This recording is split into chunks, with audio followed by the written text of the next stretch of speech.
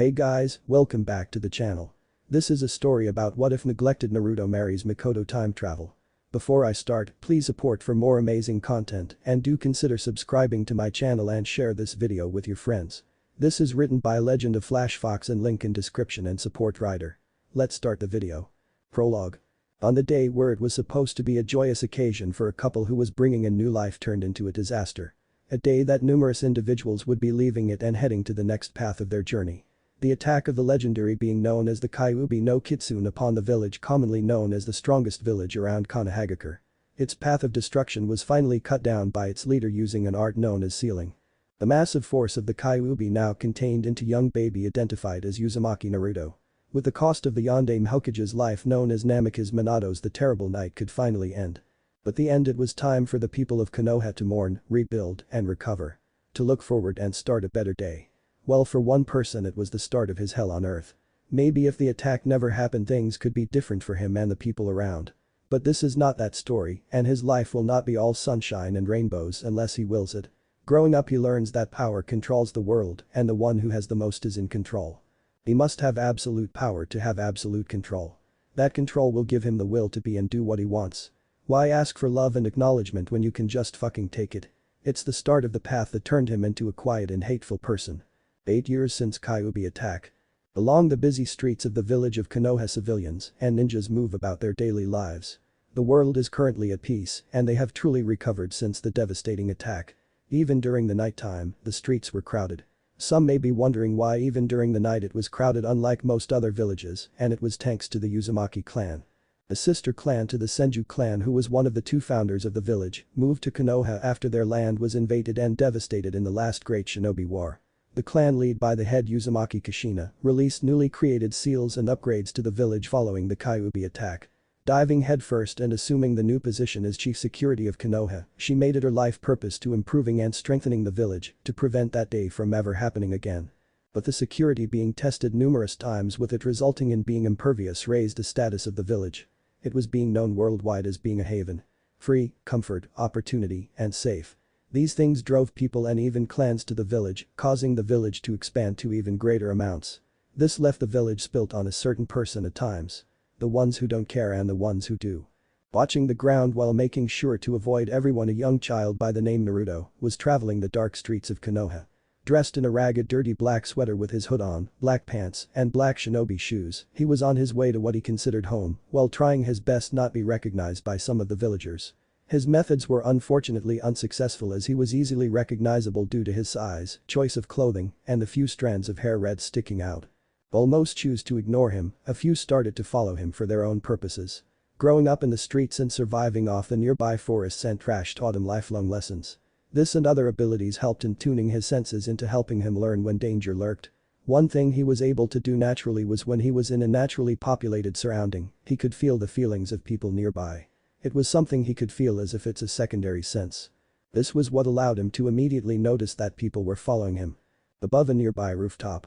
Watching this scene from the high ground was a man in a black cloak. While it was extremely difficult for him to get into this village unnoticed, he did have a way in. All thanks to the chief of security and without her notice. He has been watching this young girl for some time. Taking notes of who cares and who hates her. After all, she was the key to his future. Capturing her should be easy, after all she has no protection of a guardian or clan. Why did that woman abandon and exile her from the clan he knows not. And neither does he care. They're lost and soon to be his gain. He pulled out a few syringes containing strange glowing liquids before placing them away in his cloak. It took a shady dealing with a snake he rather skinned than help, but he did pull his end of the bargain. Now he just needed for them to lure her into a shady area. If things go as he planned, he could implement his next plans. Divide and conquer. But for now, the waiting game. But the chase. Taking a few turns to make sure of this took another turns to head off into an alleyway which lead to a dead end. It's better to face them while the crowd is not so large to get it over with. Too small or large and things got bad. Experience had taught him this.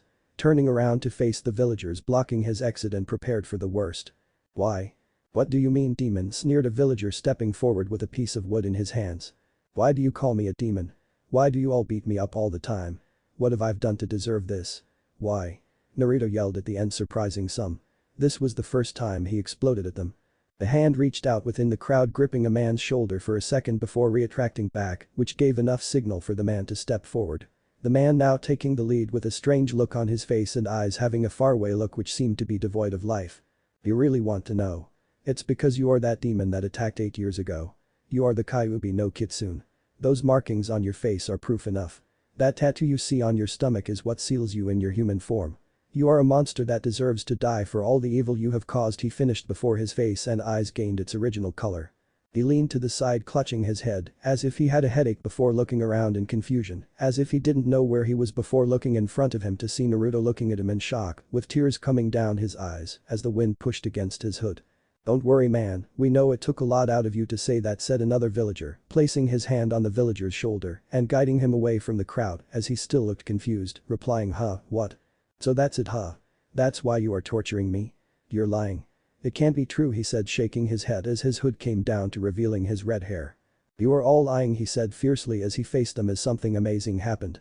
His eyes turned from blue to red with a slit. Dark red charca came out blazing all around for a minute before it disappeared, along with his eyes turning back to blue, allowing for the crowd gain their bearings. You brat. I'll teach you to raise your voice at me, yelled a woman as she ran at him and punched him in the face, making him step back some, to which she followed up with a kick to the stomach, sending him to the floor with a cough of pain. Before he could get up, she was on top of him, punching him in the face with the other people surrounding him. Pinning his arms down by her hands to start her next plan. Now you are going to truly suffer. You have the pleasure of having me for your first. A human. Maybe after I finish having my fun, I will cut it off, said the woman, smirking, with some agreeing and others looking at her like she was stupid. You can't be serious, said a voice as she was thrown back by a man wearing a pure black cloak with a hood on. He had backhanded the nearest man before he did a lightning-fast spin kick, kicking all the others away from him. Crawled to his knees after no longer being pinned, he could see the man now in front of him with his back turned to him, facing the villagers. The man finally turning around to face him as he looked into his hood only to see all black, except for one red eye with black commas around it, before the black commas changed into some strange shape. Who are you? He asked. My name is unimportant to you right now, said the man as he flashed through a couple of hand seals, slamming his hand into the floor. Erupting around the two was a red barrier that slowly faded away. What do you want? What do I want? Everything. And you will get me that, so don't worry your young mind about that. If this works, I won't have you killed, but I will take you to make you truly powerful. Enough to control this world with ease, he said, pulling out a couple of tubes that each were filled with different color liquids, and instead of the usual 1-point needle it had 4 points. Each tube was the size of Naruto's wrist to his elbow. Stepping over and grabbing Naruto by the neck, he lifted him up in the air to holding him in place easily with his strength as another man jumped from a rooftop into the scene. Who are you and what do you think you are doing to him? Said the man, pulling out a kunai. Barely acknowledging the man behind the two, so this is the man leading the current Uchiha clan. Uchiha Fugaku, he finished as new individual acknowledged as Fugaku activated his bloodline limit, the Sharingan, and immediately noticed the red barrier. I won't repeat myself. What is that red barrier around them too? I am man once thought of as a memory long forgotten. I am the one that stands above you all as a god, he stated, turning to face him with his strange eyes. God? What, it can't be. Uchiha Madara, growled Fugaku, recognizing the Sharingan that transformed into a new pattern. How is he still alive? Could it be because of his strange Sharingan? You should be thanking me. I saved this boy from being raped by that whore behind you and then being beaten by those men, said Madara as Naruto tried to use his fingers to free himself from his grip with no success, not even a bulge. Fugaku turning to look at every one of the men behind him, memorizing their face with the Sharingan before looking back at Madara holding Naruto in the air. Well, where was I? Oh yeah, my experiment, said Madara as he used his charka to hold the tubes in the air before using his index and middle finger to hit a pressure point on her neck to making his body limp. I can't move, muttered Naruto. That was the point, so we can begin. Now this would only hurt only a bit. He told me so, but I want you to know that I don't care if he lied or told the truth, spoke Madara as he focused charka and Naruto, making his seal appear. This is where that damn fox is. Well, time to scream, said Madara as his 5 fingers lit up with seals on them with white charka surrounding them. Fugaku chose this minute to attack with a charka enhanced punch, but it didn't even put a dent in the barrier. He jumped back forming some hand seals and unleashed a fireball at the barrier, but it still did nothing. Madara had then slammed his hand onto Naruto's seal, earning him a loud scream of pain from him. When his hands came off his stomach, it showed a chain of seals around the original seal.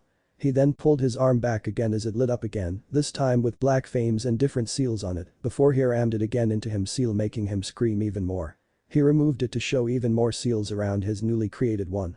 There now that should make you control all of Kyuubi's chakra, so it won't mess with the other things that's going to happen to you, said Madara smirking. So you want the Kyuubi, said Fugaku. So I'm not Kyuubi, but it's sealed in me, thought Naruto in a hell of a lot of pain. Of course not right now. Kyuubi can't be killed even by means of sealing. It would break out sooner or later. It's a Biju, so if it is defeated or even if it was killed it would come right back. Now for my true experiment, said Madara, grabbing a tube full of green liquid. If the Kyuubi is strong and mystical as it's supposed to be, then you will survive this. It contains the Mokuton bloodline which you will now assimilate, said Madara as he stabbed the 4 points of the needle into Naruto's neck, releasing the whole tube into him, making him squirm in pain a little, but it was not as bad as the new seals. Now this will hurt like hell. Even more than those new seals, said Madara smirking as he grabbed one tube filled with blue liquid. This will add a lot more chakra pass to your eyes, making your eyes capable for the other tubes, he said as he injected the tube into his neck. Naruto's eyes became blank before he screamed the loudest scream that guaranteed that everyone in Konoha heard until he couldn't scream anymore. He was shaking a lot as blood started to come out of his eyes. Madara ignored all of this as he took a tube filled with red liquid. Now for this one. It contains the Uchiha bloodline. The essence of my old eyes, said Madara, stabbing it into his neck. Naruto exploded with a large amount of blue chakra, blowing Madara back. He fell onto his knees as his eyes and seal glow white. Soon his whole body started to change. His hair grew to the length Madara had it in the past and turned dark red and black, and finally his eyes turned red with circles in them having commas on it. Oh, that is interesting. It seems like it was a success to some degree.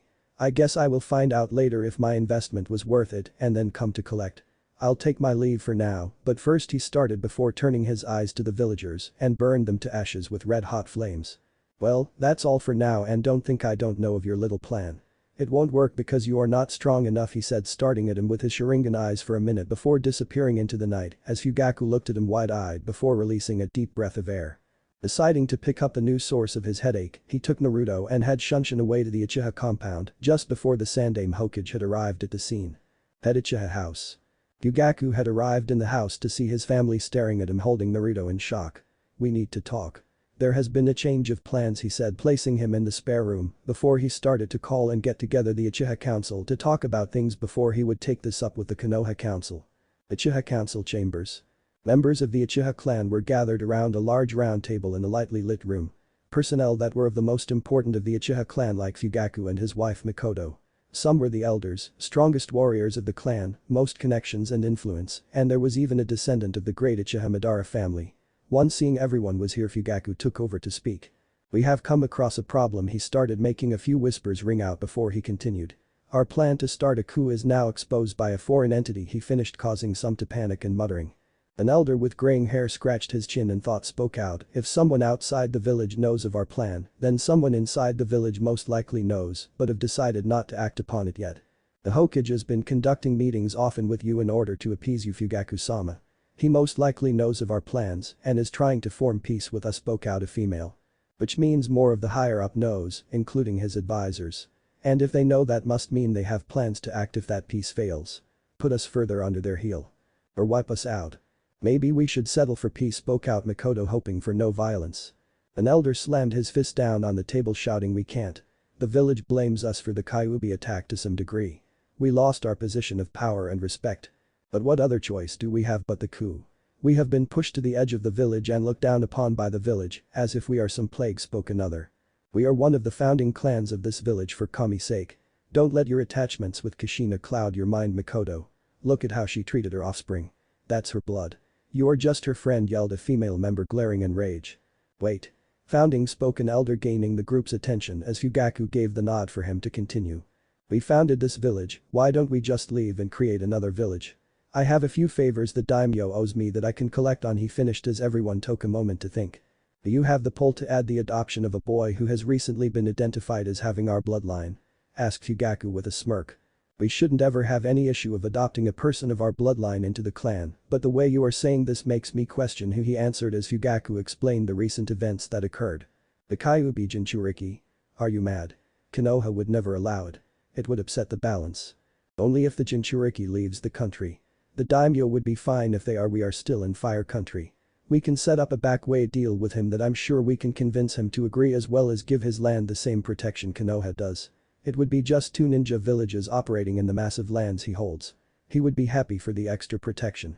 We will have our own Jinchuriki for protection. I know of a secured location to start our building and a contractor to start. Good, do so. I will have our medic Nin take a blood sample of Naruto and compare it to his old one in Kushina's in the hospital. I want to know of all the changes from his original condition compared to now. Slowly start withdrawing all our assets and start the sealing of our belongings. We don't want to give anyone the upper hand of our new plans. Tell no one outside this meeting either. The less that know, the better, finished Fugaku standing up. And what of the boy for now? He will stay with our family as he recovers. No one knows he is with us. I will tell the Hokage later that he is with us. I will use the fact that we are making sure he doesn't get attacked again while he recovers as an excuse. By the time the Hokage finds out, I will convert the boy to our plans and we will be ready to go. But we all must start now. Dismissed. Next day. Fugaku and Mikoto were looking over as a medic Nin was performing an examination of Naruto to make sure he was okay before leaving the room. Once gone, they saw Naruto leaning up and staring out the window in silence. Taking the lead, Fugaku pulled up a seat to sit next to him. Naruto, I know you went through a traumatizing ordeal. Learning about your burden, the attack and those experiments. How are you feeling? He asked as Naruto continued to look outside for a second before moving to look at Fugaku with cold eyes. I feel powerless. That everything that just happened can be repeated and I will be powerless to stop it. I don't want to feel this way. Ever. How can I make this happen? Well, the answer is simple. Become strong. Strong enough that it can never happen. But why stop there? Become the strongest the world has ever seen, so this will never happen to anyone. Become strong? How? Everyone in this village is against me or doesn't even care, glared Naruto down at his lap with his fist clenched. It's been this way since he could remember. We will help you become stronger. We? Why? He questioned as he learned quickly that nothing was for free in this life. Uchiha clan. We are the strongest clan of this village. You are a smart boy, so I will let you in on a secret. The Uchiha clan is leaving the village. We were blamed for the Kyuubi attack, which wasn't our fault, like you are being blamed as well. If you join us, we will give you everything you wanted. Strength, protection, home, love, family, and respect. All we ask in return is your loyalty and strength. My strength. You have the potential to become the strongest there ever was. We will protect and train you to that level, and when you reach that level, we hope you return the favor and protect us. Do we have a deal? He finished holding out a hand for him to shake, to which Naruto stared at for a second. Getting the urge, he ignores the hand and hugs him, instead startling him a bit. I will become the most powerful man alive for you, he answered as Fugaku gave a smirk in victory. Konoha Council, a week later. The civilian council members were settling in their seats for the meeting that the Hokage called for. Once everyone was ready, the Sandaime had spoken up. This meeting has been called by the request of the Uchiha clan head and I will leave it in his hands to explain why. Said the Sandaime as Fugaku stood up to speak. I will ask you all to not talk or interrupt until I am done. Now we know you all have been saying negative comments on my clan. It has been difficult for some time since the Nidaime place us as the police of the village and the elders know the true purpose of that position, was he started glaring at the emotionless elders. But things have become even more harsh on the Uchiha clan. Ever since the Kyuubi attack, to be more precise. It is a known fact that Uchiha Madara has controlled the Kyuubi in the past, but no other Uchiha has done so. Some of you even assume that one or a group of us did so when you know it to be not true. The higher-ups even think my clan would start to rebel, but I am here to clear things up and end all rumors. Taking a deep breath, he stared at the Sandaime with determination. Some members of my clan have thought of rebelling, but in the end we decided not to. We are also not responsible for the Kyuubi attack, since I found out who has not too long ago, with it being no other than Uchiha Madara. We don't know how he is alive, and it will be no longer our concern at this moment. He hates and is after Konoha. Not my clan, as it's proof with the way he sent Kyuubi after the village. You can take whatever approach or action concerning him you deem necessary that doesn't involve my clan. I will take everyone who has my bloodline apart from Hada Kakashi and leave Konoha for good, he finished as everyone went into an uproar until the Sandaime finally silenced everyone. Do you understand what you are doing? Your clan is one of the founders of this village, started Sandaime. Which is why we are not going to tolerate this disrespect. We are wiping our hands clean of Konoha. We even have the daimyo's approval, said Fugaku, placing a scroll in front of the Sandaime to read, to which he did and frowned. You may go, said Sandaime as everyone gasped. But Sarutobi started Hamaru as Danzu interrupted with the tightening of his cane. They are allowed to go, being one of the founders of Konoha. Not allowing them with set repercussions that we can't afford, he added as everyone signed and gave up on it. Like other clans, thinking they are locked in the village and can face repercussions if they disagree, thought Sandaime. And add this as well. "He is coming with us," added Fugaku, handed him another scroll as the council watched him read before his face turned red with fury. "No chance that is happening. Naruto is staying here," roared Sandaime as Fugaku smiled at him. "It is already too late. When I confirmed Madara was alive, it was when he was experimenting on Naruto. Naruto is now an Uchiha because of him. Maybe if you would protect him better and the village stopped treating him as a demon, this wouldn't happen. Now you will have to treat him as a Uchiha. This passes with the daimyo's approval, or you face his fury," said Fugaku, snapping his fingers, making the door open, revealing Mikoto, who came walking in holding Naruto's hand, who was wearing a black Uchiha shirt with a long collar and black pants. "That doesn't look like Naruto. Naruto has short blonde hair," spoke Tsume as Fugaku walked up to Mikoto holding Naruto's hand and lifted Naruto's shirt. Placing Charka on his hand, he placed it on Naruto's stomach, making the seal appear. "Didn't I say Madara experimented on him?" said Fugaku, placing his shirt back down. Naruto looked around with his eyes to reveal his new different Sharingan eyes that he was are unable to be deactivated. "Are we leaving now, Ka-san, Tu-san? I really don't want to be here," he asked, confusing everyone but the Uchihas as Mikoto smiled lightly at him before turning to the Uzumaki head and smiling at her. "As you can see, he is my son now. I will take care of him in your place," she finished as Kushina glared back. "What are you doing, Mikoto? End this nonsense and speak some clarity into your husband. Naruto will stay here. He does after all have Uzumaki blood in him. Everything concerning him has a purpose and you are ruining it," she replied with a glare, clenching her fist in anger. "You abandon him, so you have no say in this. He is no longer a Uzumaki after you exile him," finished Mikoto with a frown as Fugaku turned to the Sandaime. "Hope you can handle Iwa and Kumo now. After all, they haven't touched you because of the fear of the Kyuubi Jinchuriki, which is what everyone feared in this village. Well, they don't have to anymore, and he also knows of his burden because of Madara. We shall take our leave now," he finished as he walked away with Mikoto and Naruto. "Sandaime-sama, do something," roared Kushina. "There is nothing I can do. Besides, at least he will live a better life now. He now has a loving family as well, so we will leave them be until they pose a threat. We can't change what happened in the past. We can only focus on the now and future," he answered, frowning while thinking of plans to fix this by any means necessary. Konoha could not afford to go to war again. Years later. The Uchiha clan had moved out of Konoha on the same day of the meeting and established a small village called Hidden Red Blaze Village with the Fire Lord's permission in Fire Country. With the Uchiha clan having a total of a little more than 500 members, they were a tight community. Fugaku becoming the leader of the village as he was the clan head made it his one and only purpose to make the village the best as he can at any expense, except for the lives of his Uchiha members. For now. Knowing the potential of Naruto's bloodline should put out, he had immediately put him into harsh training and started drawing up plans to reproduce the bloodline with the doctors' and elders' assistance. Even divorcing his wife Mikoto and arranged for her and his daughters Kikyo and Sasuke, the twins of Itachi and Sasuke, to marry and be impregnated by Naruto when he reaches 18. It was the reason he married Mikoto in the first place. There was a rare mutation in her DNA that allowed her to always give birth to twins. There was even a possibility to even give birth to more than twins. Maybe the mutation passed down to her kids. If so, she can give birth to Naruto's kids, which would be twins, increasing the village's strength over time. This is for the good of the Uchiha clan. Everyone had to make sacrifice for the clan's continued survival. The sooner they start, the better. He just needed for him to reach sexual maturity. Naruto was finally able to deactivate his bloodline with his training and was officially a genin of Hidden Red Blaze Village, being the age of 13 with Sasuke and Sasuke as his genin teammates. The village forego the idea of allowing early graduation when they can just push you harder in the academy to make you stronger. His jounin instructor was no other than Uchiha Shisui, who was a joker but very strong. He could be seen laying back on a rooftop dressed in the village's official ninja gear, being a black vest with the Uchiha fan on the back, and their headband had the Uchiha fan engraved in it. While the village was strong enough to take on almost any lower-rate village, Fugaku made it a goal to be able to take on the main villages. A future 6th great ninja village. Now. Naruto was currently dressed in a high-collar black shirt with a black lightweight vest, similar to Anbu over it, and black pants. The vest having the Uchiha symbol engraved in the back was something issued to all graduates were for protection and part of their standard uniform. It distinguishes them from the civilians. He was on his way to the village tower for a meeting with the village leaders. It was about something that they were planning for a while, and now we're letting him in on it since he is now of the rank genin. Wanting to know as quickly as possible, he performed a shunshin mid-roof hopping to speed up his travel time. Tower. He appeared in a kneel position with his face lowered in the middle of the office.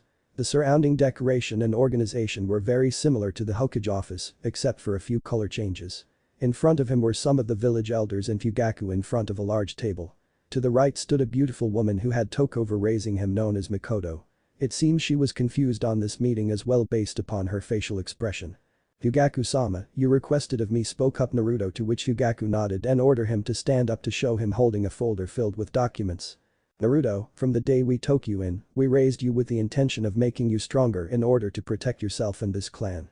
We trained you every day to the extreme and gave you high expectations of what we wanted. Some were borderline impossible, and some were impossible. You continue to amaze us by exceeding in everything we laid out for you and continuing to do so," he started. "It's all thanks to your guidance and the teachers you provided. Don't doubt yourself, my boy. It was more than that. Granted, your teachers help cultivate what you have, but it is also born from many things. The Kyuubi sealed inside you, healing you constantly so you can continue farther than any other in your training. Your born unnatural genius that must have come from your father. Brutal determination with your hard work from your blood, sweat and tears. The experiments from that man improving your body. Your unnatural massive charka reserves even for a Jinchuriki. Finally, your abuse of the Kage Bunshin to unheard of levels," he explained. "You make it sound like my progress is unfair and that I cheated my way to my strength," he questioned, confused. "We are ninja. We are allowed to cheat to get stronger. It's what you do with that strength that matters. Tell me this, how strong do you think Itachi was at your age?" "Itachi-sensei? Rumors said that he was a Anbu at that age. A very powerful one too." "You would be correct. He was Anbu on the path of becoming a Anbu captain. With more experience and time, he would be considered for the position of Hokage if the village wasn't against us. Well, he isn't a Kage, he is of their strength group right now. That man, along with many others, trained you to be as good or better than he was at his age. You honestly have gone beyond what he was. At this current moment, while you are genin in rank, you are Kage in strength alone. What doesn't make you a true Kage level ninja is the one thing you can't get alone here," he explained, confusing him at the end. "And what would I need to become a true Kage level ninja? And what is the purpose of all this? You need time and experience. You need to go out into the open world and learn more. You can't stay sheltered here and just train. I will guide you to a path on which you can gain that, but after that, your level and strength will depend on you. Which brings us to the next thing. I have held my end of the bargain we struck many years ago. I have made you strong and continue to do so. I have sacrificed much of mine and the clan's time and resources to do so. Even putting the village's development back some time. You are S rank with your skills now, and when using your hidden abilities and the Kyuubi's charka, you become SS rank. It's time for you to do your part and help the clan. This is your first mission," he finished, unfolding the folder in his hand and placing documents for all to see. "Medical documents on Naruto and Mikoto. We ran tests on your blood comparing it from before the incident in Konoha and after. We noticed your entire DNA makeup has changed. It has changed so much that your blood relation to Kushina could be considered as maybe 4th or 5th cousins. Maybe more. The bloodlines entered into your body changed you that much and are a part of you to the point that they could be passed down to your future generation," he explained, while pointing to documents in the folder showing the proof. "Mikoto, you already understand and know of your rare mutation in your DNA," he started, getting her to nod. "Yes, it was part of the reason why we married. I give birth to twins or more. What does this have to do with Anith? No. You wouldn't ask this of me," she finished with her eyes widening at the end. "I'm not asking you to do anything. We are ordering you to reproduce with Naruto here in order to start the next line of Uchihas for the clan. With this paper right here, we are now officially divorced. We set aside a plot of land with a mansion on it. You will both move in and start tonight," he finished as Mikoto and Naruto looked at him wide-eyed as an elder spoke up. "Understand, we are doing this all for the good of the clan. We need to secure our future just as much as the present. This is the start of doing so. Failure to do so can leave a much deeper consequences than you think. That's something as a whole clan will face. Including your current children," the elder stated. "Naruto, we will not allow you to head off on missions outside the village until we have a confirmation that Mikoto here is pregnant with your child," finished another elder as Mikoto yelled out in rage. "How could you do this to me? To our family? I raised him and now you want me to have sex, become his wife, and have his kids?" She yelled with tears in her eyes as her Sharingan activated. "We are doing this for our family and clan. Understand that if you don't agree to this now, you would have to do this later," yelled back Fugaku as an elder added in. "If you don't agree to this, the backup would be Izumi right now and Sasuke in 2 years. They are both active ninjas now, so doing so now would remove powerful ninjas from the force that would be much needed. You are not active as you stated, you retired from this life. You would be perfect to take care of the kids with your experience and more so when they do have kids with him." "When they do have kids?" she asked, confused and a lower tone of voice. "Correct. They will not be forced to have kids with him but will be engaged to him. They already have feelings for him, so it's easy to see the capability with him. When they have kids with him, they won't work and take care of the kids. You Mikoto will be the one to step in. You will be the head of the household. You will have the largest responsibility of the family and one of the most important responsibilities of the village. The elder finished explaining some of the reasoning, making her go quiet. While she was never in love with Fugaku and only married and had kids with him out of responsibility, could she do so again? Could she do so with Naruto? It took some time for her to think this over before coming to a decision that would shape her future. I'll do it. For the future of the Uchiha clan and for you Naruto, she answered. Who knows, maybe what we have can blossom into love for the first time. Naruto? Questioned Fugaku, looking at him now. I have a responsibility and an agreement. You never lead me astray, so I will follow your lead in this and agree as well. Not sure how well I will do as a 13-year-old father, he answered. You will maybe be 14 when she gives birth, so don't worry. We will support and prepare you for the responsibilities. Here, take this, Fugaku stated, handing him a scroll. It contains the details, keys, and direction of your home. You both are dismissed to get started right away, he finished as they both gave a light bow and walked off. The walk through the village was quiet as Naruto and Mikoto walked side by side. They felt like they were taking a slow route as they knew what they would have to do when they reached their new home. Unfortunately, it was not slow enough, as within 15 minutes of walking they have arrived. It was a small village after all. It was at this moment they were staring at the front door, collecting their thoughts of what to do before Mikoto took the initiative. Well, waiting here all day will not change what needs to happen, Naruto-kun. Let's just try to make the best of this. She started, having no idea what she in for. Later that night, Mikoto and Naruto laid back in the bed naked and sweating from their fun while thinking about what they just did. Wow, that was amazing. Who knew he was so determined and an animal in the bed as well? I thought it was just training, thought Mikoto as Naruto rolled over and looked down at her with a smirk. Again. I need to become better, he spoke in a determined voice as she looked at him wide-eyed. Dear Kami. The stamina. I can't take this on alone. I can barely keep up with him now. Naruto's compound. Naruto was currently sitting down at his table reading from a scroll. It contained some notes on master-level fire manipulation. Looking up from his scroll to the sound of humming, he could see Mikoto cooking something in the kitchen. He was still getting used to the new relationship with her. Well, sure, the nights and mornings and sometimes afternoons were very pleasurable, but besides that there was this barrier between them that needed to be broken. He'd remember the relationship between Fugaku and Mikoto. They rarely communicated with each other and it was straight business. All about the clan. He didn't that again for Mikoto and him. Now the relationship between her kids and him was rough to say the least. At first there was some arguments and him needing to put Sasuke in his place, but after a few explanations it was now just an awkward moment. It was even more so since Sasuke and Sasuke are both on his team. Working with a guy that's fucking your mother and down the line your sister was a hard pill to swallow, but Fugaku made them swallow it. Whatever he said to them must have shut up any future arguments for the moment. Rolling up the scroll, he placed it to the side before staring at Mikoto's back and lovely ass before glaring a bit at it. Here he was stuck in the village until she gets pregnant with his child. She hasn't shown any signs of being so and was due for a checkup soon. Just knowing that ass was the key to freedom made him stand up and walk over to her. Dropping his pants, he moved up behind her and wrapped his arms around her waist. My key to freedom is knocking you up. So, I really need for you to get pregnant, he whispered, kissing her neck as she blushed a bit. Again. Wasn't last night and this morning enough? She questioned as he smirked. Never. A few hours later. Currently in the backyard, Naruto could be seen working out bare-chested with black pants when a group of 3 nins appeared in the clearing. Looking back to see them dressed in standard Uchiha clothing was Itachi, Shushi, and Kikyo. You could see how closely Kikyo looked like Itachi, being twins with her having long hair, softer features, and womanly curves and assets. Is there something I could help you with, sensei? I'm in the middle of my workout, he questioned as Kikyo stepped forward. Well, I'm here to see Mikoto. She wanted to go to the hospital for her checkup and I agreed that I would come with her. These two tagged along since I guess they wanted to hang out with you, she explained as Naruto scratched his head in embarrassment. Well, she is probably going to need your help getting there. We had a wild night. As well was morning and afternoon, he stated as Itachi glared at him. Kikyo blushed red and Shushi laughed out loud. Please refrain from talking about your relations with my mother within earshot of me, spoke out Itachi as Kikyo walked past them heading into the house with a call of, I'm going to go check up on her to see if it's still possible. Well, with that out of the way, we can talk about other things. How are you doing with all the changes? Asked Shushi as Naruto released a deep breath of air. It's going to take some time, but I'm annoyed right now. I'm stuck in the village until Mikoto is pregnant with my child. That means only training but no outside world experience. It's annoying. He started smashing his fist into a wooden training post, demolishing it. I want to get stronger, and I'm hitting the ceiling of what I can learn from here outside of the restricted jutsus of the clan. Fugaku won't give me those yet until he feels I'm ready, he answered as Itachi asked a question that has been on his mind for some time. Now that we have been here away from Konoha for some time, how do you like it here? Do you have any regrets or even wish to return?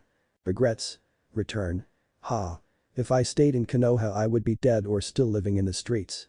Why would I ever think to return to such a hell? I have become powerful over the years and I'm still growing. I'm coming to the level where I would be truly the controller of my own fate. I have a home and the Uchiha clan has become my family, he proudly stated. But if you stayed in Konoha you could have gained power there over time as well. Maybe even find a family as well. I'm sure plans were in the works and your life would have improved. Now you can't even prove the village wrong about yourself, he explained. I'm not stupid or hopeful that Konoha would let me be anything but dead or under their thumb. Me finding love there would be a joke when everyone either hates me or ignores me. You say prove them wrong. Why would I even care what they think? I don't have to prove to them anything. They will be forced to reckon with their mistakes when they see how powerful I become, he finished as Itachi frowned a bit. He holds no love for the village. I would say he even hates it. This would make things difficult in the future, he holds, as Shashi pulled him to the side and started asking questions about his relationship with Mikoto. He was getting great joy out of it until he pulled out his relationship that he thought was hidden. Hey. SHHHH. SHHHH. How the hell did you find out about that? Inside the compound. Entering the compound through the front door, Kikyo saw everything nice and in neat order. It was strange to her though that all the windows were open, but she tried to not let it bother her too much. "Ha-san." She called out, looking around before a voice called out over here from one of the rooms. Walking to the sound, she entered what appeared to be the master bedroom to see Mikoto laying back on the bed. From the looks of things, she had come out of the shower and just collapsed back on the bed. She was still in her bathing robe with her hair wet. "Ha-san. Come help me. Naruto-kun was kind enough to help me shower when we weren't doing other things. But I'm still a bit sore and weak," she explained as Kikyo hurried to her side. "What did he do to you?" "Something amazing," she mumbled that Kikyo couldn't hear properly. "Don't worry. I'm not hurt. Just help me get dressed and to the hospital. I need to do my check and they can with my situation I'm facing right now," she explained. "But with the amount he has been pumping into me, there is no way I'm not pregnant." Talk about a man on a mission, she thought as Kikyo helped her. "So, he is treating you right and not forcing you to do anything you don't want?" she asked as Mikoto laughed at the question. "You think he could get away with do anything I would not be okay with? I raised him after all," she questioned back. "I raised the man who is fucking me into a wheelchair. I could only imagine Kushina's face when she finds out. He just has a lot of energy and it's extremely to keep up with him. I might need your help with him sooner than I thought," she laughed and teased as Kikyo's cheeks turned red at the thought. "Ha-san." Within a half hour Mikoto was all dressed and ready to go as Kikyo was holding her by looping her arm under hers. Exiting the home, they could see Shashi and Naruto sparring as Itachi watched. Catching their attention, they gave a quick wave before heading off to the clinic. Walking through the small village they could see people going about with their daily lives, with some buildings being built as some civilians moved to the village in the hope of better opportunities and protection. Against what others thought they were welcomed with open arms. Of course, they were properly screened as well. Humming upon the small clinic the two were greeted and directed to a private room for their scheduled appointment. After explaining the embarrassing reason of why she was sore and why she was filled, the medic healed and checked her out.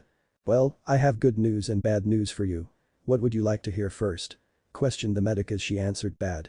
You have to stop with the sex for some time as you heal up. After a week you can take things slow. You've been having too much sex," she explained as Mikoto and Kikyo nodded, blushing. "And the good news? You're pregnant, which is no surprise there. In a couple weeks I will be able to more information on the baby when it's more developed. Like the sex, due date, and if you have one or more," she smiled as Kikyo hugged her mother who had a smile on her face.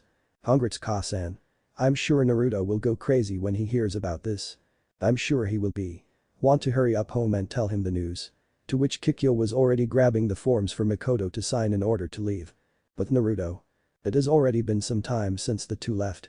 Naruto could just watch in amusement as the relationship question from before was finally turned to Itachi, who was trying his hardest to avoid the question. "Come on, Itachi. When are you going to introduce her? Are you embarrassed about us?" questioned Shashi. "I can understand you being embarrassed about Shashi. He is an idiot at times. Oi. But what about me? I'm your precious student. I want to see your taste in woman. If I was seeing someone, I would not say to you too because Shashi can't keep his mouth quiet and you would tell Mikoto Ka-san and I would never hear the end of it from her." She would demand that I would bring her over, marry, and give her grandbabies to spoil. You are correct that I would do so, interrupt a voice as the group turned to see Mikoto and Kikyo walking up to them. Welcome back. How did it go? Questioned Naruto, giving her a hug, to which she returned. It went good. I have some news for you and Itachi. Don't think you will get away not introducing me to her, she warned as Itachi's shoulders slumped a bit as Shushi smirked at him. You too as well, Shushi, she added, shutting him up as well. So, about the news. No more sex for a while. She started, making him choke a bit as Itachi and Shushi looked on in shock. The next part is that I'm pregnant.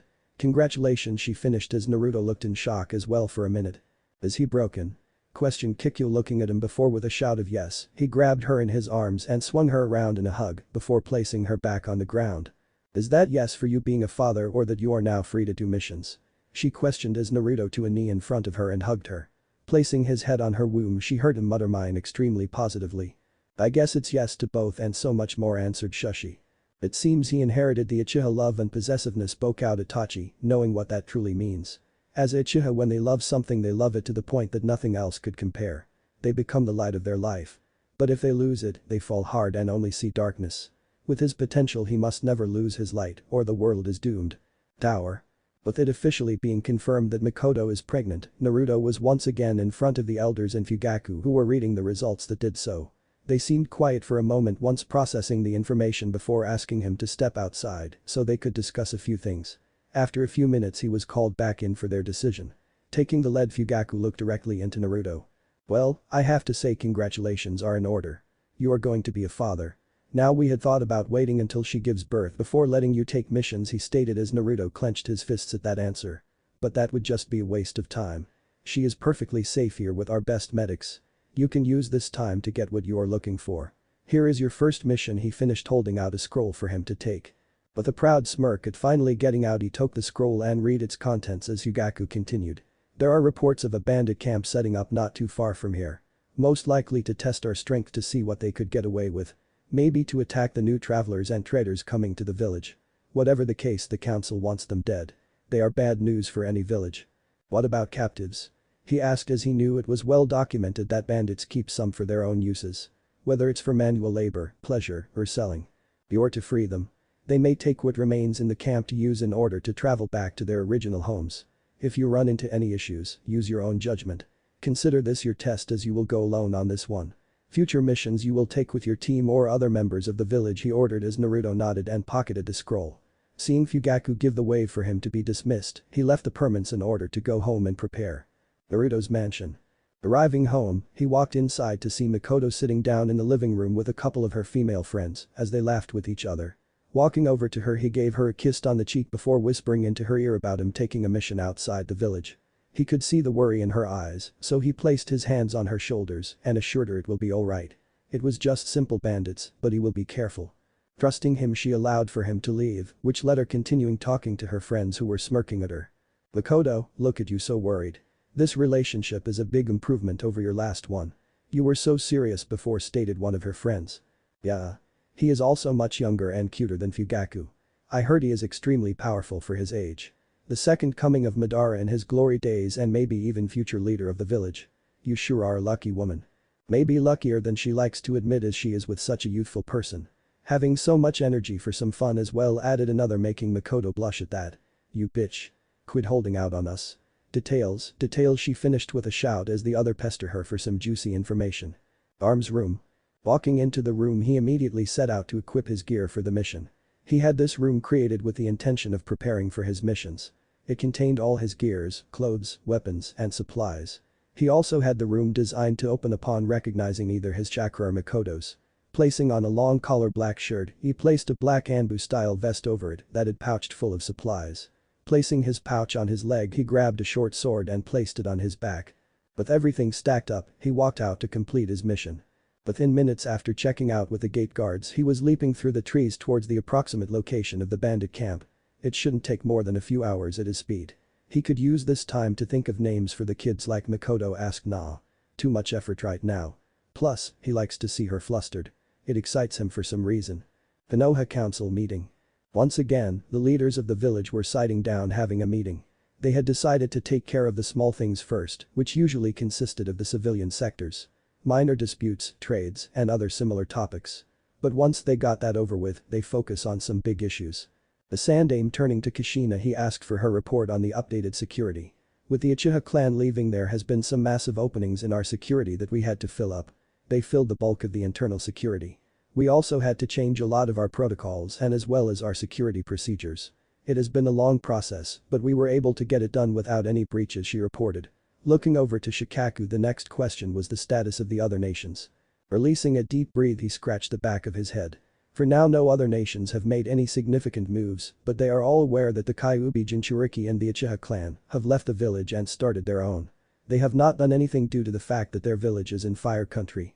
Any invasion or attack on them would be a declaration of war against Fire Country. But they are testing our borders. They know we are significantly weaker with them gone. They most likely aren't doing anything in fear of the Uzumaki clan seals, but that seems temporary. With the Kyuubi gone from Konoha, the balance of the shinobi nations is broken, he finished, making the ninja side frown, as they knew what that meant. War could be coming, but from who is the question. Minor villages trying to take Konoha's place or major villages trying to take advantage of the situation. Turning to the Anbu commander Dragon, he asked for the report on the Uchihas and Naruto. Giving a bow, he done so once standing up. Against what many have thought, they have created a stable and successful village. They even expanded it to larger legends that allowed civilians to migrate there for work and living. They even accepted others into their ninja force and academy. They all been properly screened before doing so. They even let people from Konoha move in, but they made certain things clear from them. Any prejudice against anyone would not be tolerated. Doing so will get you instantly kicked from the village. It has been documented of this happening when some people had some prejudice against Naruto were discovered. The Uchiha instantly sent them packing back here to Konoha. Their ninja academy could be compared to Kumo's and Mizu's of the old. They trained them to be at the minimum of genin level with a few jutsu under their belt. The standard 3 that we use doesn't cut it for them. It's also because of this their training in the academy is longer, so they can train and prepare more while maintaining some more of their childhood. As for Naruto, they trained him as much as he wanted to, which he wanted a lot. From the small wordings that were picked off from travelers was that he is an extremely powerful ninja that is only getting stronger in time. With Naruto, the said hands reached out of the shadows of a tree to snap a bandit's neck. Before the body could reach the ground, he was dashing forward, forming a hand seal to shoot multiple fireballs into the camp, causing explosions of chaos. In the midst of the flames, he appeared in front of another bandit, slashing him down as he kicked another into a fiery crater. Running forward, he unleashed a set of kunai to his right, taking out a few more distracted bandits. Jumping forward, he performed a snap kick with enough force to send the bandit in front of him into the ground 3 feet under. With another set of hand seals, he took a deep breath and spun in a circle, releasing a torrent of flames that combined into a charging fire dragon. With the council meeting, he has not trained in using any of the Bijuu's chakra, as none of it was sensed so far. He seems to enjoy where he is living and is extremely loyal to the Uchiha clan. There is also a rumor that has been passing around, but we have yet to confirm it, he stated as Hamaru ordered for him to say what it is. The rumor is that Fugaku has divorces Mikoto. Mikoto was then married to Naruto. In the attempt for reproduction, he finished as everyone looked on in shock before shouts of many things were called out from all sides. It kept like this until the Sandaime raised his hand calling for silence. This makes sense, started Kaharu, gaining the floor's attention. Mikoto has give birth to only twins. If Naruto and Mikoto have kids, they could reproduce his line at a very fast pace. They could also engage him to her daughters as they may be like their mother. If that the case, we could see an increase of powerful ninja in the future from them. Kids with the Uchiha bloodline, Uzumaki bloodline, the abilities from being the kids of a Jinchuriki, the Namikaze line, and who knows what Madara did to him, she explained to the widening of eyes. They would have a village of overpowered ninjas, spoke Hamaru as she nodded. What do you intend to do about this? Sandaime glared Kushina as he glared back at her. Nothing right now. Nothing. Yes, nothing. We have other issues to fix first before we worry about that. And that won't be an issue until the future. We must fix the ninja balance before war breaks out, he reminded her. We could take Taki's Jinchuriki, offered Danzu, to the raising of some eyebrows. They only have Bijuu due to the fact that it couldn't be given to any other major village without upsetting the balance. We only gave it to them because they were the strongest of all the minor villages, but not as strong as a major village, as well as being our ally. We can take it to Jinchuriki to restore the balance. They would be happy to give her up with what the reports are saying, he finished to the murmuring of some. And that is what we shall do to preserve the peace. Kushina will lead a team to go to Taki in order to negotiate for its Jinchuriki. Being a Uzumaki and a previous Jinchuriki, you will assume guardianship of the person. You are on thin action with your actions with Naruto. This is your way to make up for it.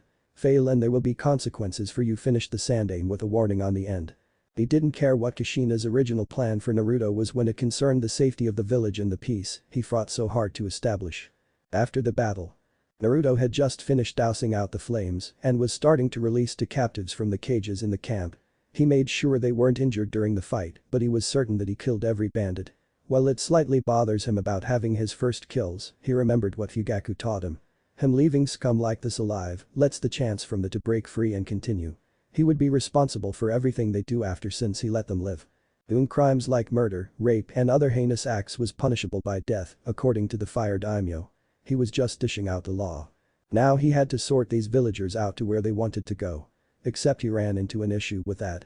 The bandits killed most of your loved ones and villages. You have nowhere to go. He asked as they nodded except for one female, which he noted. Looking towards her, she stepped out in front, gaining his full attention. I was just recently captured by them. Just yesterday, in fact. I was on my way to a nearby established ninja village for their support. You see, this corrupt businessman has taken over my village and killing everyone who opposed him. It's hard to fund Konoha, who is nearby, for the mission for help, so I went to your village for it, she pleaded. Looking her over, he could see she was in her mid-20s and in good shape. It seems like only just snatched her and threw her in a cage.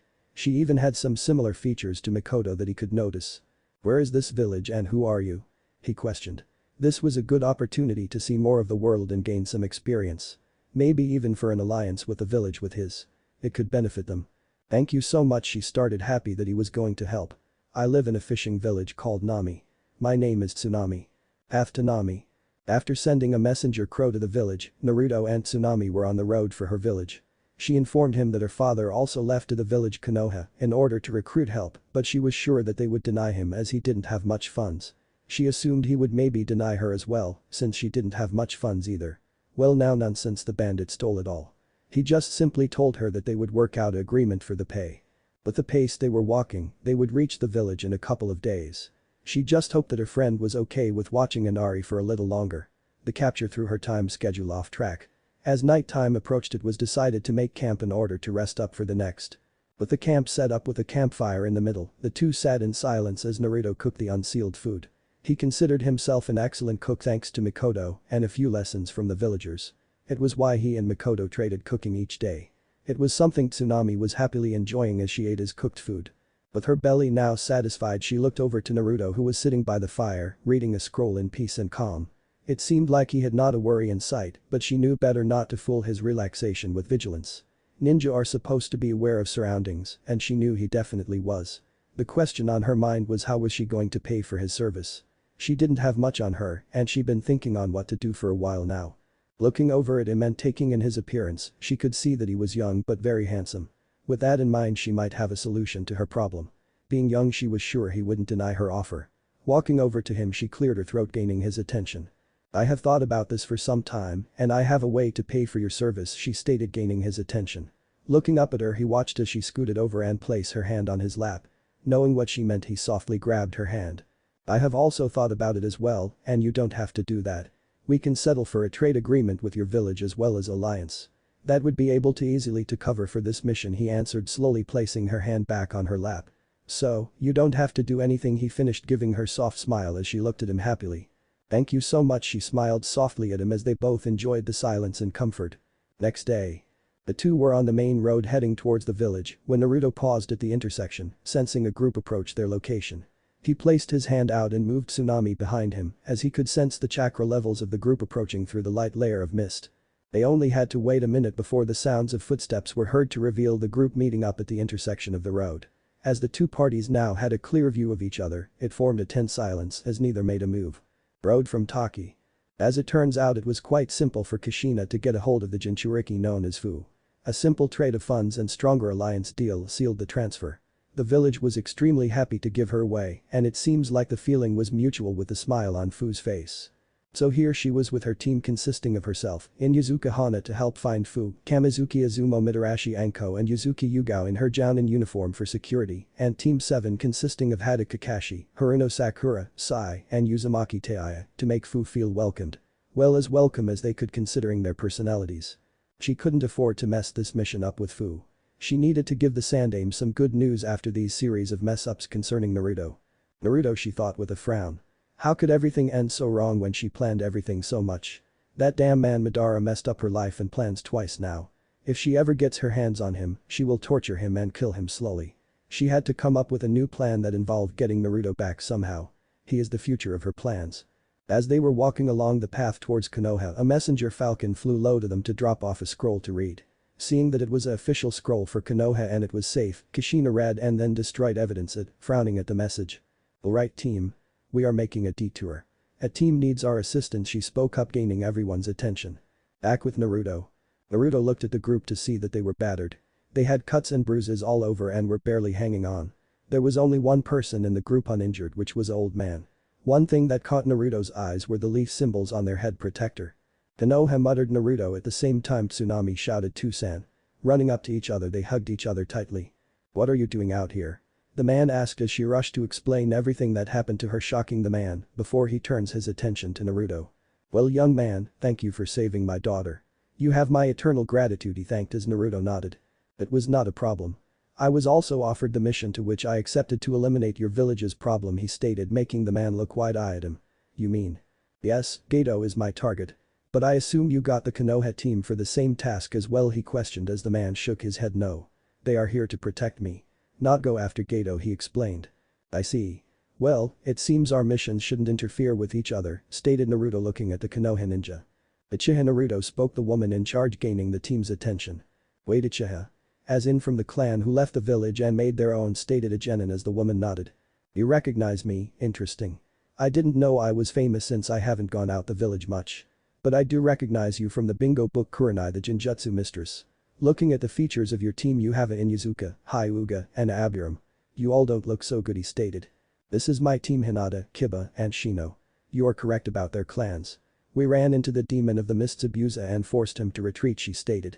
Not before sustaining heavy injuries, he added as she nodded. I'm not a healer, but I do know some basic first aid. I also have some supplies you could use once we get to their home, he offered, confusing her. You're helping us. Why? She asked. You being in better condition helps me accomplish my mission without having to worry so much about her safety. Besides that, I probably wouldn't even bother with your team, he answered, making her frown, but she understood his reasoning. Walking over to her, he placed her arm over his shoulder and helped her stand before moving with the others towards the village. From the way she was struggling to move, he was prepared for what would happen. Not long in their journey she passed out in exhaustion, making Naruto carry her in his arms the rest of the way. It was an awkward silence in Tezuna's house. While yes, they were safe from the enemies at the moment, they were sharing the space with what could become one. Naruto was kind enough to patch up Kurenai, but once done they were sitting down in the living room couches negotiating. Well, Kurenai and Naruto were. So, you won't attack us with our guard down? Questioned Kurenai from her seat in front of him. She was examining him in great detail now that she had the chance to without worry of attack. She could see that underneath the Uchiha's teachings, he had done some serious growing away from Konoha. He is taller than her with well-defined muscles. His movement and awareness spoke a lot for his training. The gear he wore showed that the village was well equipped and not hurting for resources. No. While I dislike Konoha, I don't want to cause issues with them. A conflict between our nations will cause trouble for Fire Country. I also don't want to make more clan issues for harming their family members, he answered, glancing at them for a second before looking back at her.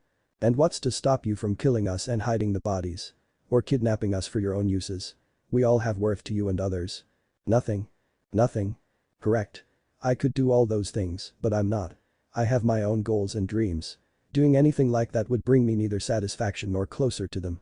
After all, you are not responsible for my past experience in Konoha.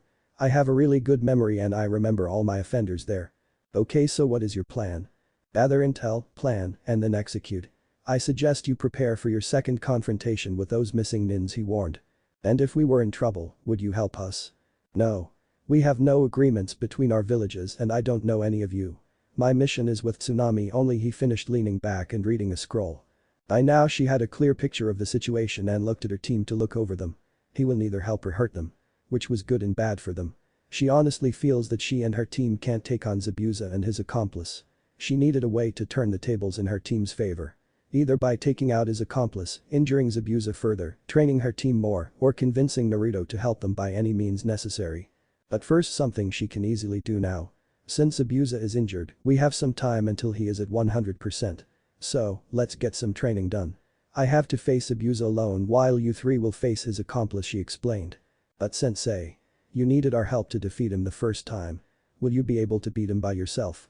Questioned Kiba. I'm going to have to for now until reinforcements come or I come up with some new plan, she answered. Over the next few days Naruto watched from the side as Kurenai trained her team as much as her healing body would let her. It was a few days ago that he received a message from a crow sent by Fugaku. Update was to continue the mission. Reinforcements were en route and to foster good connections with the locals by any means that suit him. He also warned that any intimate relations could force that person into their own village and clan. He gave him a whole list to be alert for and to understand. Form relations. Increasing his line would be good for him and the clan, he muttered, looking at Tsunami talking to her son in the house. Coming up with a plan, he walked inside and over to the two. Grabbing Tsunami by the arm, he led her to her bedroom and closed the door behind them. So, you decided to change your mind? She asked, smiling at him as he shook his head. No. I wanted permission to train your boy. It's time he stopped seeing himself as a victim, he stated. Well, it would help keep his mind off depressing things and it would be good for him to know some self-defense. I trust you with him, she answered, agreeing with him. And with this, it allowed for him to train Inari when he wasn't out scouting the area for Gato's hideout. That was something he found a bit later over the next few days. While looking over the hideout, it was best for him to attack it when Zabuza and his accomplice left. A single crow flying over his hideout confirmed that. Bikaku no Jutsu Jutsus being announced. Rat Demon speech. What an idiot, thoughts. Ob speech. Son of a background voice. But the full 2 weeks passing, Kurenai was fully healed, so it was good to assume that Zabuza was as well. Leaning back in his seat, Naruto was preparing mentally for the morning when he was sure the two would be away so he could make his move. So, what is your deal? Why won't you help us in this mission? Asked a voice approaching him. Why should I? We are not allies at this moment and I get nothing out of helping you. We just live under the same roof temporary. We are ninja, so you should know we don't do things for charity, he answered, the voice revealing it to be Hinata. And what would we need to give you in order to help us? She asked, making him focus more on her. I only seek things that would either benefit my clan or make me stronger. Can you fulfill that? He asked, looking at her, making her think. My clan can come to an agreement with your clan and village, something that you can offer on the behalf of the clan, as you are not the leader. They will void anything you say on their behalf. Just prepare as much as you can for now. Understand your value and what's within your control, he finished, standing to leave. I'm the heiress to the Hyuga clan. I'm sure I have some value, she stated, thinking over it. To some people, yes, that has value. To Kumo that has extreme value, but to me not so much. Do you want me to be upfront about this? He offered as she nodded. You are of genin level with not knowing much besides the basic Hyuga Taijutsu kata.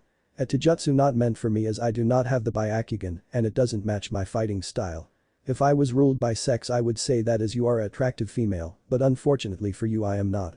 You are unsealed Hyuga, which makes your womb and bloodline valuable, but I do not know what would happen if our bloodline mix. I would be interested to find out, but I'm not the type of person to force this and you are too young in your life to be starting something like this. You have a lot going for you, he explained, walking off at the end. Later that night. Naruto was sitting down at his bed preparing to go to sleep when a soft knock on his door was heard. Walking in was Kurenai, who closed the door behind herself to reveal that she was wearing a sleeping gown. What can I do for you? He asked as she took a deep breath and released it. I need your help. Reinforcements have not arrived yet. I haven't told my team, but I know what will happen if we go out to the bridge tomorrow. I'm not going to fool myself. We will die. Zabuza won't fall for the same tricks and will kill me. The accomplice also feels strong as well. Above the level of my genin. They will die as well. I'll do anything to prevent that, she stated, sitting next to him and placing her hand on his lap. Why not just save yourself and your team by leaving? You staying is only adding to the body count, he questioned, as he thought that this is on weird mission. You are even willing to offer yourself to me to save your team and complete this mission. How do you even know I'm strong enough to help you? There is no guarantee that if we flee that Zabuza won't still chase us down and kill us. We will also not feel right to abandon this village to a horrible fate. You are also extremely strong. I can tell, and it's surprising that you are for your age. Well, you are out of luck. I'm not going to save all of you because you laid with me, he answered before Kurenai lightly pushed him down on the bed and climbed on top of him. Then give me one last night on this planet with you before tomorrow, she stated, kissing him lightly. Next morning. Naruto, opening his eyes, could see the sun shining brightly through the window. Moving the draped arm over his chest, he stepped off his bed and walked over to the bathroom to clean up and get dressed. Stepping out fully ready, he saw Kurenai laying on the bed still asleep with a peaceful smile on her face. I may not like Konoha, but I'm not heartless. She got me good. I'll make her pay for this later, he thought, performing a shunshin and leaving in a gust of wind not disturbing her. Moving through the trees, Naruto stopped after a few minutes, reaching his target location.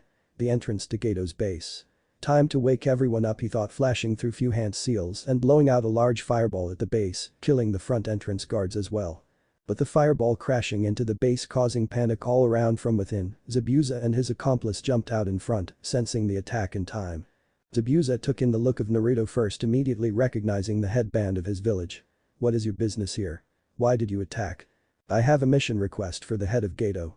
You can get out of my way and leave Nami, or you can die here with him. Your choice, he answered, crossing his arms. Leave? Do you know who I am?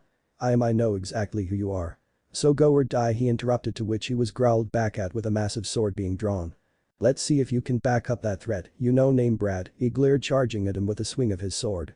Pulling out two kunai, he crossed them together, blocking the swing as he slid back just a little from the force. Pushing the sword to the side, he allowed for it to slam into the dirt and swing his fist at him. Ducking under the swing, Zabuza dragged the sword across the ground to bisect him, to which he jumped over and kicked him in the chest, gaining separation.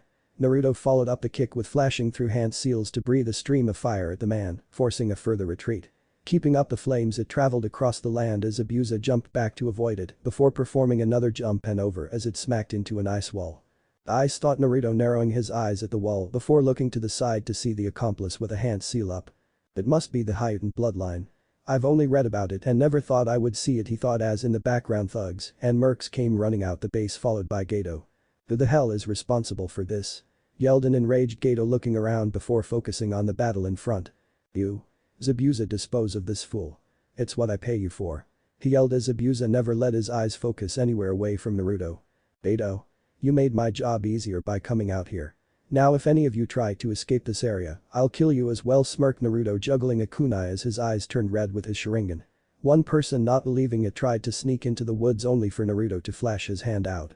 In a curve of a travel path, a kunai flew and slammed into the throat of the moving man.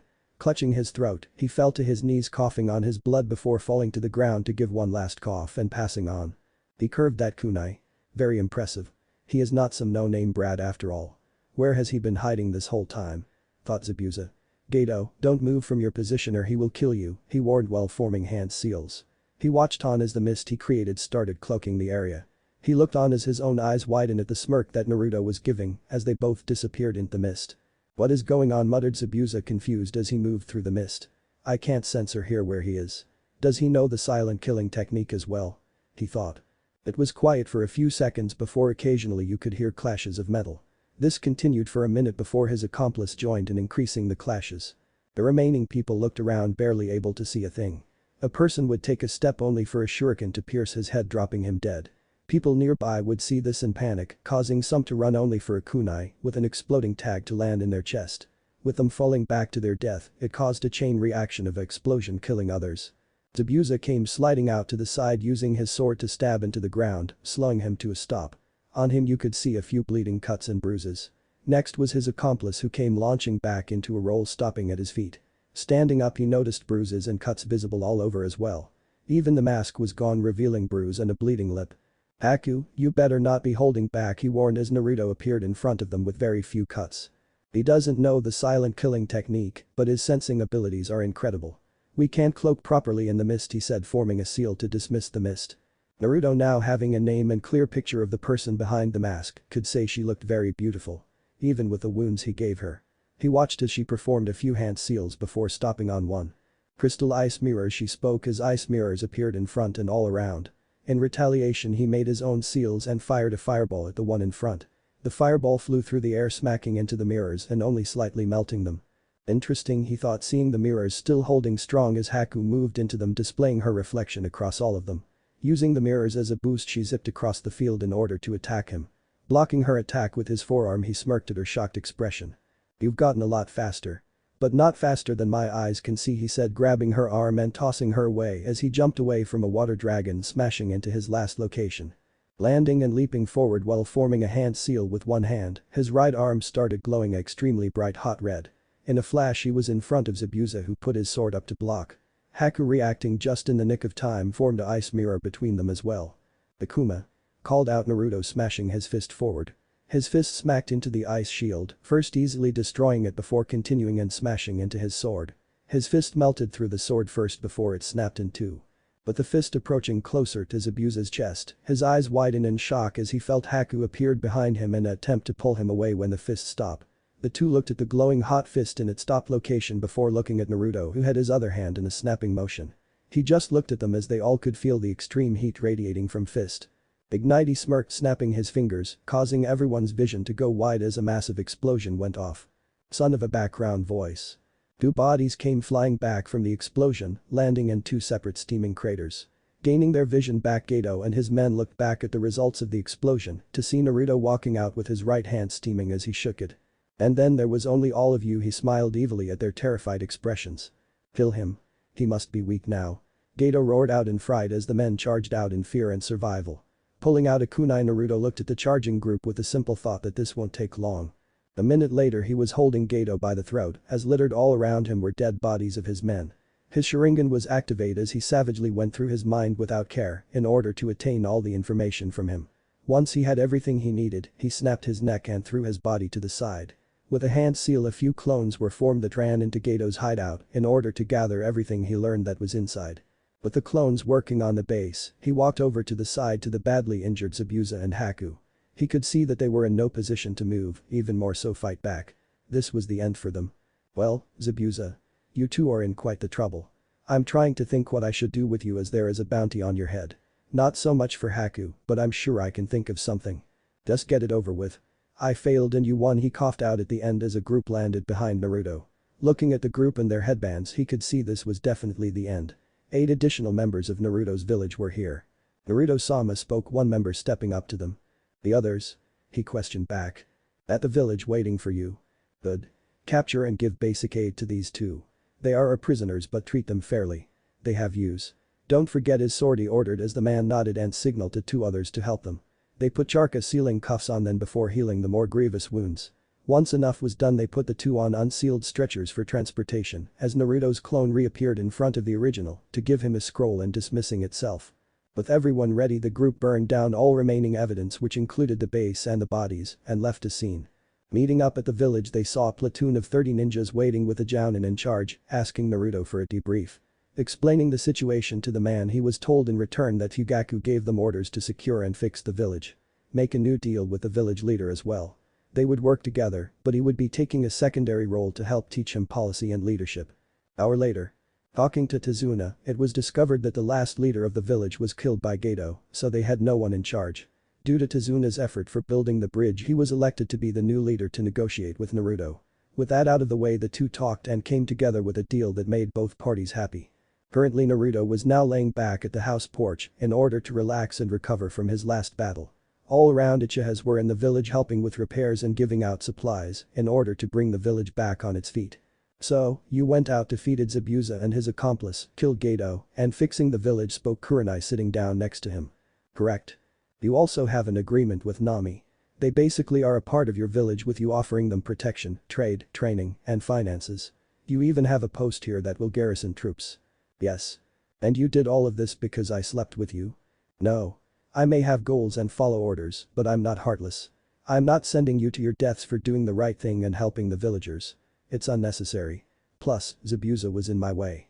I just moved him out of it, he revealed. Right, sure. Let's say we go with that. That also means my team's job here is done and we can head off. Incorrect, he stated, confusing her. The bridge is not done, so you have to stay here until it is finished, he explained. But the village is not primarily focusing on the bridge now. They are focused on fixing the village. It will take some more time before it's finished. Maybe weeks, she reasoned. Then you will be here for weeks. You signed up for the mission and continued it when it got harder. Just relax and use this time to train your genin further. They could use it. You could also train some more so a person of Zabuza's caliber won't put you in this tough spot again, he finished, making her rub her eyes a bit. I could do so, but my skills are at good standard, she argued. She was called the Genjutsu mistress for a reason, damn it. You are strong, but against a Uchiha and especially someone of my level, using Genjutsu against me would be an insult. You need to improve your other skills as well. While she didn't want to admit it, he was right in that regard. Using Genjutsu against the Uchiha was a bad idea. I keep that in mind. I should focus on my students' growth more first. I'm going to go check on them now, she stated, standing up, and Naruto. Thank you, she finished before walking away at his nod. He watched as she walked away, only for another person to replace her spot. He really just wanted to relax. To the side, Hinata was looking over to him with a soft smile. I do remember you from the village though, she started. You have changed massively, but I would never forget your face. I did go through quite a bit of changes and some growing up since I left Konoha. I had to in order to survive after all. I still remember that boy who protected me from those bullies when we were younger. With that inspiration, I made it one of my goals to stop bullying everywhere I could. To become strong like that boy was. Like you are now. Strong like me? I am very strong now. You would have to train a lot to be strong like me. Well, who knows? It could be possible. The future is not set in stone, she reasoned as he nodded in agreement. That is very true, and had some goals of his own that he wanted to accomplish, and anything could happen from now to the time he accomplished them. The two sat back in silence, relaxing in peace now that the stress from the mission is over. As the days continued, everything continued in peace. More repairs and constructions took place. Kurenai trained her students with Naruto giving pointers when he felt like it. Inari was now training with the other kids by some Uchihas when Naruto wasn't training him. And Tsunami didn't give up in her pursuit of fun with Naruto until he finally just let her have it. A few times. Kurenai as well. While he did enjoy himself, he really missed Mikoto. Her presence warms his heart. Maybe Kikyo and Shushi as well, but he will never tell Shushi that. The man will never let that go. He was currently bare-chested outside practicing his katas with Inari mirroring him. It gave them both a decent exercise. Off to the side, Tsunami, Kurenai and Hinata watched as Shino and Kiba were watching the bridge builder. There were a few other members of the Uchiha clan watching or helping nearby kids learn their own katas. It was a nice sunny day with the feeling of nothing could go wrong until a new party joined the area. Led by the Jounin commander for Nami was Kushina and her group. Seeing the new arrivals, everyone stopped what they were doing to see what was going on. Here is the rest of the Konoha team. We have an agreement that you wouldn't cause any issues. I will hold you up to that, or the daimyo will hear about you causing trouble for their new ally, he warned. He gave a nod to Naruto and the others before leaving back to his newly created office. Kushina could see that Kurenai and Hinata were in good condition with no injuries from before being noticed. She already checked on Kiba and Shino at the bridge. But now it was the first time she him in years. Naruto, she muttered. He has grown so much. He looks so big and well defined. The years have really done him good. She could see him looking over to her with narrowed eyes before ignoring her and going back to training the boy next to him. Kushina-sama. It's great to see you here, spoke up Kurenai, walking over to them as she also noticed Hana and Anko waving happily at her. Well, Anko was doing it a lot more. Yes, it's good to see you and your team are well. We came a little late though. Sorry about that. It's no worries. Everything turned out okay. We are now currently waiting for the bridge to be finished. Once done we will head back. Have they caused you and your team any issues? She asked, giving a nod point to the other party. None. They have remained civil and professional to us all. Even to Hinata, and we both know of the Uchiha and Hyuga rivalry. What about Naruto? She asked, raising an eyebrow when Kurenai blushed a little. She watched as she focused on Naruto, who ignored their presence. Having enough of their eyes, they watched him pause in his training to grab a surprised Inari and a few nearby kids to throw them in the nearby pond, saying time for a break. He is a surprisingly driven man. Focuses on the mission but knows how to relax. Thinks a lot of things through. Strong and security considered. Very goal-orientated. So, he is happy where he is. No chance to convince him to come back to Konoha. Would you choose happiness and freedom or caged and suffering? What about duty? There was a reason for everything. He doesn't know that, and neither do I. Or the majority of people from Konoha. Until that changes, your chances are zero without a fight right now. And how long until the bridge is finished? Another week and a half. We will all stay until then. We can use this time to carefully observe him and maybe convince him to come back. She finished walking to the side to brief the others. They all watched on as Naruto enjoyed the water with kids and a few others until Kiba jumped in with Akamaru. They could see Tazuna and Shino coming back as well from the side. Hey Naruto. I want a rematch, called out Kiba. Again? Yeah. We almost had you. You didn't, spoke up Hinata from the shoreline as the other kids nearby agreed. It too. He argued back as Naruto forced Charka to his feet and stood on top of the water. I'll make it quick. Taijutsu only since you specialize in that, he stated, entering a ready stance. You're on. He shouted, shooting out of the water at him with his fist cocked back. Swinging it forward, Naruto sidestepped it and grabbed the extended arm. Swinging it over him, he slammed Kiba into the water's surface, causing an explosion of water. And we are done, he said, shaking his body of the water as Kiba floated to the surface facing the sun with swirls in his eyes. son of a background voice. The rest of the evening Naruto spent relaxing with the kids, Kiba and Hinata. As excited and rough Kiba was, he was a good person to hang out with. Funny person too at times who made him laugh a little and smile. Made him wish he knew him when he was in Konoha. Hinata on the other hand was hanging on every word and action he said or did. It wasn't giving him fangirl vibes thankfully. More like admiration and wanting to a certain degree. He also came to learn about Hana who was Kiba's older sister and Kurenai's close friend. Quite different from Kiba in personality and often loved to tease her brother. She has 3 dogs with her as companions, compared to Kiba's 1. But the new party settling into which he found out the other member included 4 around his age. He used the time to watch the horizon alone until he wasn't as a person walked up to him. He looked at her from the corner of his eye before looking forward again. Anko correct. Right you are stud. So what are you doing out here alone? Just enjoying the horizon as the sun sets. It helps me relax after a series of exciting events. So how can I help you? You and I are kind of similar you know that she started ignoring his question. Just some parts though she stated gaining his curiosity to which he faced her now. How so? Back in the village, I'm not well liked due to my sensei becoming a traitor. In return the villagers hate me due to him. But I learned to ignore them and move forward with my life. Face their hate straight on without a care. Where we different is that you ran away with the Uchihas instead of facing it, she said with a determined face as he have a smirk and looked away. No we are more different than you think. Oh. You were not alone with the whole village hating you. You had friends and support. Yes, I heard about you Mitarashi Anko, apprentice to Orochimaru. I had nothing and was due to die in that village if I didn't leave. You don't know that no, you don't know that. I do as I was living it. Before the incident I was living on the edge of starvation and death. So stay there to suffer and die a lonely and slow death or go to a place where I have a chance to fulfill my dreams and live. No matter how small it could be.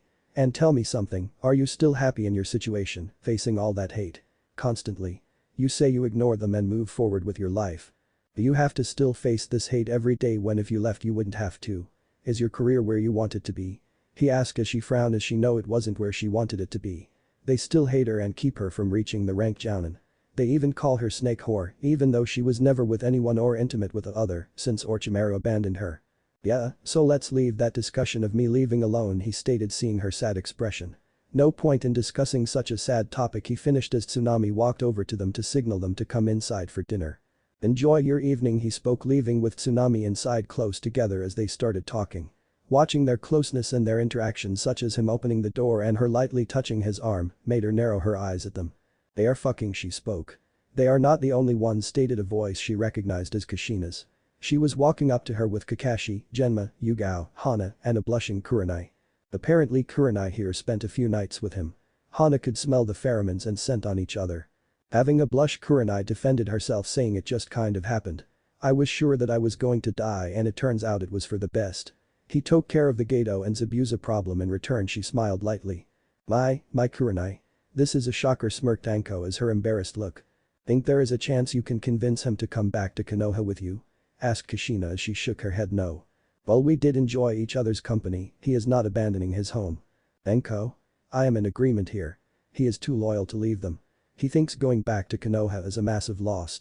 To even have a chance to bring him back now would be to give him everything he has and more. Which is? Well, what do we know? His new home loves and worships him. He is given massive amounts of training. A large family. A clan backing. He is married to Mikoto so we can assume they have been going at it like rabbits to have kids. And Fugaku and the elders are also no fools. They wouldn't let Naruto go on missions unless Mikoto's is knocked up or given birth. I'm a damn grandma now finished off Kushina as Anko nodded. He is probably engaged to others as well. The village probably wants him to have as many babies as possible to make more of his line. Unless we can convince everyone in Konoha to love him and no longer hate him. The Hokage, or even Jiraiya can train him to become even more powerful than the Uchiha clan can. The Uzumaki clan can reverse the exile and give him full backing and support. We can even add other clans as well to support it. We can set him up with multiple engagements for his line. I can even be one of them if needed. It's common practice for members of the same clan to be engaged. Maybe not that close of a relation, but due to Madara's actions against him that isn't a problem. We are no longer that closely related by blood said Kushina. Will he agree to all of this? Asked Kakashi as they all had the same thought. No. What about alliance? He offered confusing the others. Look we are not going to win him back to Konoha anytime soon. Too much bad blood. But an alliance may help smooth things over and open that door down the line. Or a similar option. Maybe arranged marriage for alliance. But first you need to make amends with him and right your wrongs. He will not agree to anything without that. And Sandaime Sama and the council must make amends to the Uchiha clan. There is a lot of bad blood there as well, but they are civil for now. So there is a chance there. We pushed them the wrong way, then all bets are off. He finished, making Kushina look down and thought. She knew what she needs to do, but would this affect things she set up already? Later that night. The knock on the door awoke Naruto from his light sleep. Moving out of the bed, he walked up to the door and opened it up to see Kushina. To his surprise. Dressed in a simple shirt and sweats, she looked at Naruto, who was dressed similarly. Looking towards the bed, she saw Tsunami still asleep. She had moved a bit in the bed, forcing the covers to slide a bit to reveal Kurenai was sleeping there as well. Two at the same time. And again, "You're with him, Kurenai. Can I help you? Can we talk in private? There are some things I want to clear up with you," she spoke, giving him a pause. This would be a good time to find out a reasoning for everything she did to him. Questions that plagued his mind for a very long time. Lead the way. The two were now standing near moonlit waters of a pond as Kushina started off by saying, "What do you know of our clan origins or beyond that?" "Not much. It has not been my focus at any point. What does this have to do with anything?" "Everything and more. The Uzumaki clan are descendants of the same person as the Uchiha and Senju clans. We have many records and artifacts tracing our line and information of the past. One of the prophecies it warned of is the return of a being more powerful than we could imagine. Someone who gave the legendary Six Paths trouble. They told us to prepare for the coming darkness by any means necessary. The Senju and Uchiha clan forgot, but the Uzumaki clan watched and prepared as hints of its return started appearing. The Second Shinobi War, Third Shinobi War, failed invasion of Yuzu, Kyuubi attack, Hachibi release and attack on Kumo, the rebellion in Iwa, civil war in Mizu, the property Suna is facing. This and so many other things were not happening by chance. Someone was manipulating all the great nations and causing conflict from the shadows. We had to get ready, but we needed someone to weather this storm. Someone resilient, mentally strong, and capable of being a true powerhouse to face the threat and all upcoming ones. I thought it would have been Minato to be the one, but things weren't meant to be. The Kyuubi attack ended that, but he did leave me with one last thing. An answer to it all. You. You would be the one to end the threat and save us all. Uzumaki genes from me, Namikaze and Senju genes from Minato. The power of Kyuubi sealed inside of you. You were the formula to face all evil threats, but there was an issue of the clan. If you stayed with us, you would be too sheltered and protected. Not to mention you wouldn't be as resilient to face the hard challenges or make the tough decisions. Uzumakis care too much and that would soften you up. So, I had to exile you. Growing up alone and on your own would build up survival instincts and traits that could never be taught. The attack of Madara and his injections proved things even more. Someone is causing things on the outside. And a side effect of us leaving you caused you to gain so much more power. The Uchiha, Senju, and Uzumaki bloodline are now in your veins with other abilities. Your potential of what you could become is incredible. The plan was to bring you back into the clan and see what he has done to you, but we all know what happened after the attack," she finished as silence overtook the area. Naruto was doing his best to maintain his calm and process everything he heard.